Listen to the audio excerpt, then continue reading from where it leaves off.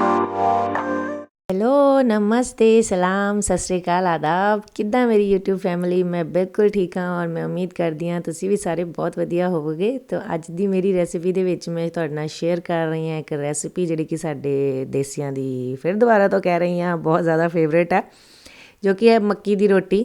मक्की दी रोटी वास्ते आपां नूं की चाहिदा? सब तो पहला मक्की दा आटा और उहदे विच थोड़ा जिहा फ्लेवर लियाउण वास्ते आपां ऐड कर रहे हैं नमक, थोड़ी जी लाल मिर्च, थोड़ा जिहा गरम मसाला ते थोड़ी जी अजवाइन।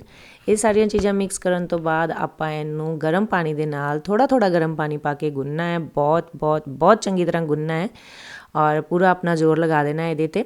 मक्की दी रोटी सिंपल बनावांगे अज। जे तुसी चाहो तो तुसी मक्की दी रोटी स्टफ्ड भी बना सकते हो, विच मेथी वाली बना सकते हो, आलू वाली, मूली वाली, गोभी वाली, जिद्दां दी तुहानूं पसंद होए। जे फ्रैश पालक मिलदी होवे ओह वाली भी। अज सिंपल बनावांगे क्योंकि आपां इहदे जोड़ीदार नाल इहनूं खाना है। इहदी जोड़ी जिहड़ी हैगी है बनाई गई सरसों दा साग। सरसों दे साग नाल इहनूं खावांगे और नाल प्याज खावांगे। और ये बहुत ज़्यादा सिंपल भी रोटी जिहड़ी है थोड़ा जिहा फ्लेवर ऐड करके नमक ते लाल मिर्च थोड़ा जिहा अजवाइन ऐड करके भी बहुत ज़्यादा स्वाद लगदी है।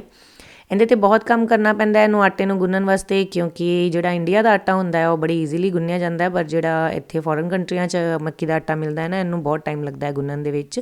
पर आपां चसकोले कित्थे बाज आने आ, आपां इहनूं चंगी तरह कुट के गुन्न दित्ता है और इहदी भी रोटी अज बनेगी। आटा गुन्नण तो बाद आपां इहनूं बस 10 कुछ मिनट लई कवर करके आराम करवाना है। आटा रेडी होने तो बाद इहदा एक पेड़ा ले लांगे। ज़्यादा छोटा पेड़ा नहीं लेना, ज़्यादा वड्डा नहीं, मीडियम जे साइज़ का एक पेड़ा लेना है। सिंपल रोटी नालों थोड़ा जिहा ज़्यादा वड्डा हुंदा इहदा पेड़ा।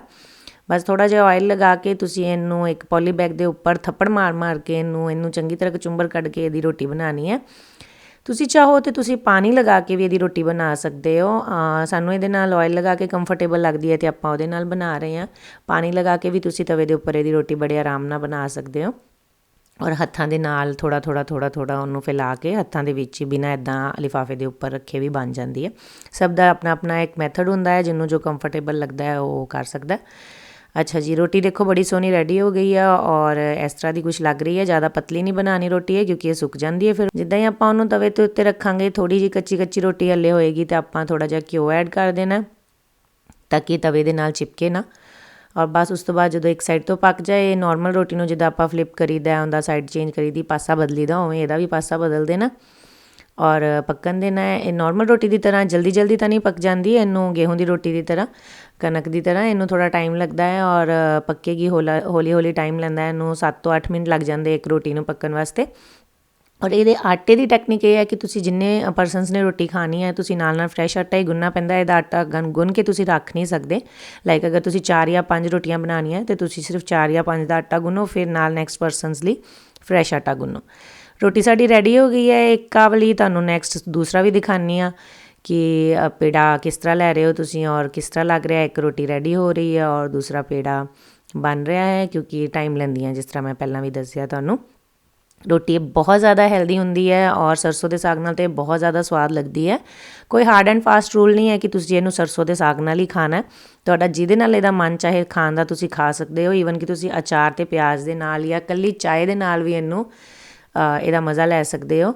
दाल दे नाल भी खा सकते हो, क्योंकि ज़रूरी नहीं है कि तुसी इहनूं सरों दे साग नाल ही खाना। रोटी देखो आज दूसरी भी बन गई है और बड़ी अच्छी तरह रेडी हो रही है। और फिर इहनूं तवे ते पा देंगे और इहनूं थोड़ी जी एक साइड तो कच्ची होई आपां फ्लिप कर देंगे, जिवें पहली रोटी बनाई है। दूसरी रोटी बना के दिखाने का मतलब यही है कि तुहानूं पता लग जाए कि भी इस तरह ही रोटियां बनदियां हौली और बहुत टेस्टी बनदियां। इंजॉय करांगे इहनूं प्याज दे नाल, थोड़ा जिहा नींबू पावांगे, मूँह च पानी आ रहा है तो काली मिर्च ते नमक पावांगे तो और उस तो बाद बाटी लवांगे अपनी सरों दे साग दी, ते विच पावांगे सरों दा साग ते उपरों पावांगे थोड़ा जिहा घिओ ते नाल अपनी मक्की दी रोटी इंजॉय करांगे। तुसी भी इंजॉय करो मेरी वीडियो के थ्रू मक्की दी रोटी की रेसिपी। उम्मीद करदी हां रेसिपी तुहानूं पसंद आई होएगी। जे पसंद आई है तो लाइक ज़रूर करना, चैनल नूं सबसक्राइब करना। वीडियो न्यू आंदी है हर मंगलवार ते शुक्रवार। I upload every Tuesday and Friday on fashion, beauty, fitness, lifestyle, vlogging, hacks, recipes, remedies, unboxing and much more interesting things. So stay connected। मैनू तुसी फॉलो भी कर सकते हो फेसबुक ते इंस्टाग्राम ते। मेरा #wishlist_with_nidhi है और मेरा टिकटॉक का प्रोफाइल निधि वालिया 9 है। आपां मिलते हैं हुण किसी नैक्सट वीडियो ते। तुसी उदों तक अपना ख्याल रखिया जी और हैल्दी खाओ और हैल्दी सोचो। Till then bye bye, take care.